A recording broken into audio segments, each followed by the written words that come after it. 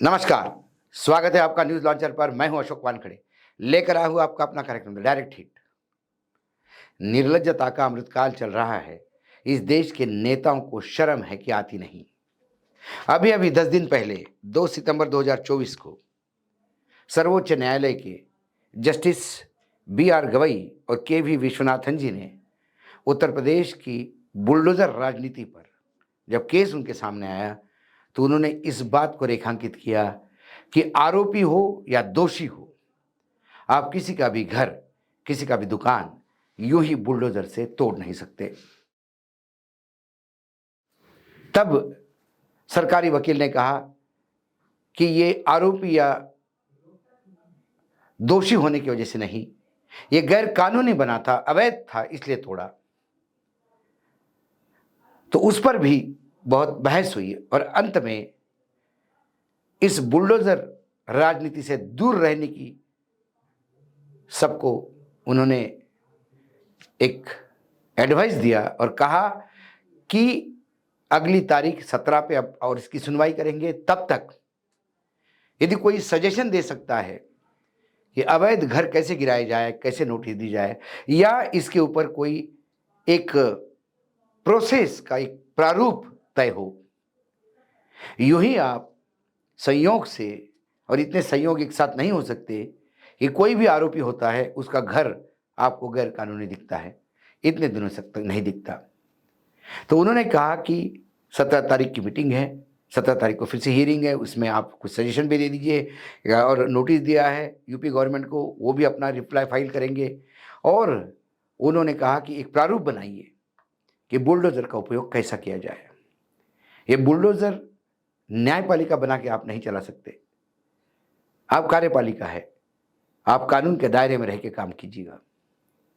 ये 10 दिन भी नहीं हुए तो आज एक फिर केस सर्वोच्च न्यायालय के एक पीठ के सामने आया, जिसमें ऋषिकेश राय जी, जस्टिस सुधांशु धुलिया जी, जस्टिस एस.वी.एन. भट्टी, इनके सामने आया। और ये मामला गुजरात का है। गुजरात के खेड़ जिले के कठलाल गांव की कहानी है ये। इस कठलाल गांव में, जो अब एक नगर पालिका का हिस्सा हो गया है, जावेद अली महबूब मियां सईद, ये मुस्लिम व्यक्ति हैं। 1 सितंबर को नगर निगम ने उसे घर गिराने की धमकी दी। उसके बाद वो न्यायालय में भागे, सीधा न्यायालय में शरण मांगी।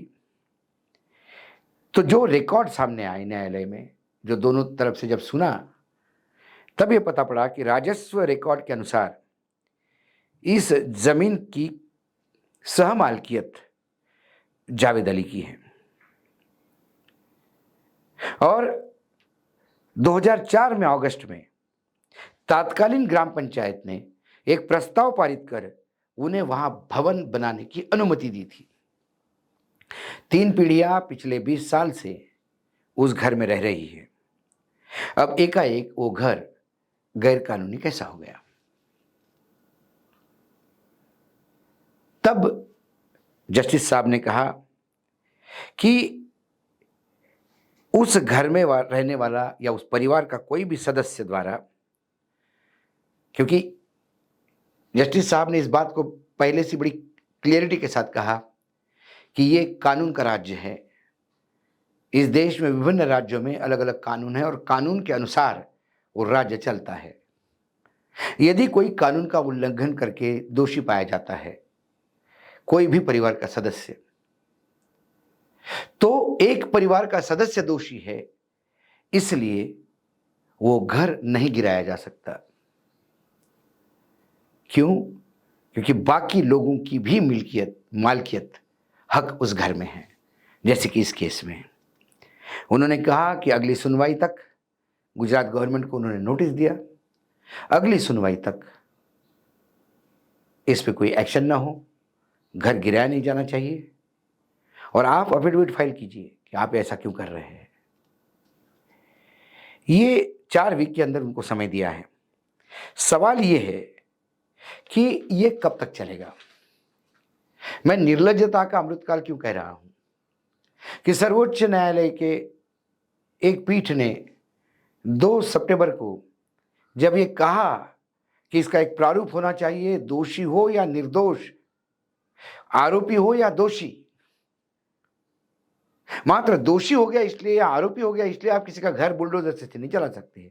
ये बुलडोजर वाली धमकियां बंद कर दीजिए। घर गिरना ना गिरना ये कानून तय करेगा, आप नहीं। और इसका एक प्रोसेस होना चाहिए कि कोई भी नगर निगम किसी को नोटिस दे देगा कि ये तुम्हारा घर इलीगल है और तोड़ देगा, उसको कौन सुनेगा? उसके लिए जब 17 तारीख की डेट दी है, तब तक नोट जवाब मांगा है, कुछ प्रोसेस मांगा है, लोगों से सजेशन मांगे हैं। ये चल ही रहा था कि दूसरा मामला आया गुजरात से। ऐसे ही राजस्थान के मुख्यमंत्री हो या मध्य प्रदेश के मुख्यमंत्री हो, सभी बुलडोजर की भाषा करते हैं। और जब बुलडोजर की भाषा करते हैं तो ये एक विशिष्ट धर्म के लिए क्यों होते हैं? मध्य प्रदेश में तो बड़ा अजूबा हुआ। चर्चा ये है कि वहां पत्थरबाजों के ऊपर बुलडोजर एक्शन हुआ, उनके घर गिराए गए। उसमें एक ऐसे आदमी का घर गिराया गया जिसके दोनों हाथ नहीं थे। अब वो पत्थरबाजी कैसा करता होगा? और यदि पत्थरबाजी उसके बाद भी करता होगा तो उसको तो इस ओलंपिक में, दिव्यांगों के ओलंपिक में भेजना चाहिए। भाला फेंक, थाली फेंक, गोला फेंक, इन सभी में वो गोल्ड मेडल ले सकता है, क्योंकि दोनों हाथ नहीं फिर भी पत्थर फेंकता है। ये कानून व्यवस्था की स्थिति है मध्य प्रदेश में। क्योंकि कोई विशिष्ट धर्म का होगा तो फिर उसके हाथ हैया नहीं देखे जाएंगे। किसी ने कह दिया उसने पत्थर फेंका और बुलडोजर चल गया। ये बुलडोजर कहीं ना कहीं लोगों के घरों पे नहीं चल रहे हैं, ये बुलडोजर संविधान पे चल रहे हैं। ये बुलडोजर न्यायपालिका के हद में अतिक्रमण कर रहे हैं। घर गिराना नहीं गिराना, मेरा घर गैर कानूनी है, मुझे नोटिस मिलता है, उस नोटिस के चलते मैं कोर्ट जाता हूं। जब मैं कोर्ट में हारूंगा और जब कोर्ट कहेगी कि नहीं आपका घर गैर कानूनी है, इसको गिराना चाहिए, तो फिर घर गिर गया। लेकिन एक नोटिस दे के दूसरे दिन घर गिराना, ये कहां तक का सवाल है? और सर्वोच्च न्यायालय ने जब पहली बार ये कहा, गवई जी के बेंच ने जब ये कहा, तो लगा सरकार हिट हो गई होगी। लेकिन फिर बेशरम है, फिर गुजरात का मामला आया। और सर्वोच्च न्यायालय के इस टिप्पणी के बाद भी जब गुजरात में राजनीतिक माहौल गर्म हो गया, जब अखिलेश जी ने कहा कि कम से कम अब तो बाज आ जाइए, सर्वोच्च न्यायालय ने भी इसको गैर कानूनी कहा है। जिस दिन हमारी सरकार आएगी तो सारे बुलडोजर के मुंह हम गोरखपुर की तरफ कर देंगे। गोरखपुर के रहने वाले हैं मुख्यमंत्री योगी आदित्यनाथ। तो योगी आदित्यनाथ ने कहा कि अरे बुलडोजर चलाने के लिए जिगरा चाहिए। तो अखिलेश जी ने कहा कि हिम्मत और जिगरे वाली बात नहीं, उसको अच्छा हाथ और ड्राइविंग के लिए अकल चाहिए। ये जो सर्वोच्च न्यायालय के निर्णय मतलब टिप्पणी के बाद भी जब मामला कोर्ट में विचाराधीन है, उसके बाद भी बुलडोजर चलाने का जो मद है, जो अहंकार है, और बुलडोजर चलाने का जो अचीवमेंट अपने आप को शाबाशी देते हैं ये नेता, ये कानून की कितनी इज्जत करते हैं ये दिखाई देता है। सवाल है बुलडोजर चलेगा नहीं चलेगा, इसके तो सर्वोच्च न्यायालय तय करेगा।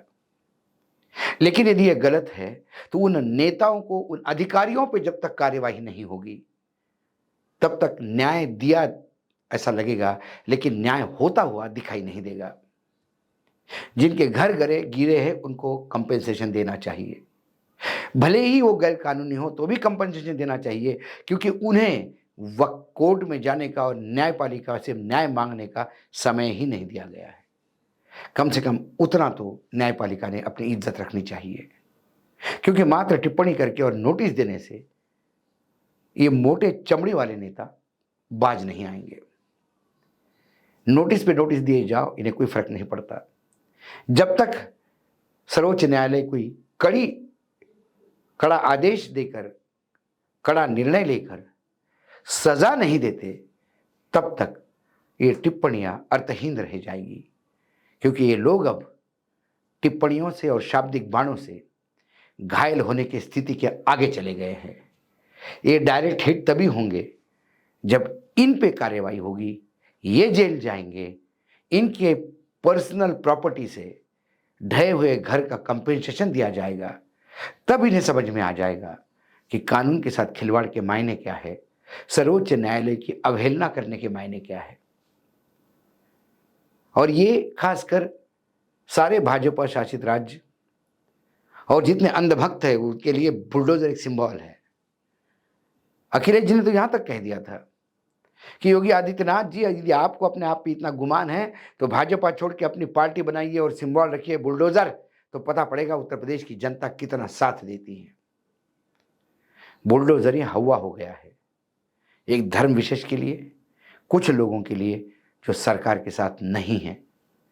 फिर मुझे शिवेंदु अधिकारी के वो शब्द याद आते हैं कि सबका विकास सबका साथ ढकोसला है। जिसने हमको साथ दिया उसी का विकास करेंगे, जिनने हमको मत दिया उसी का साथ देंगे।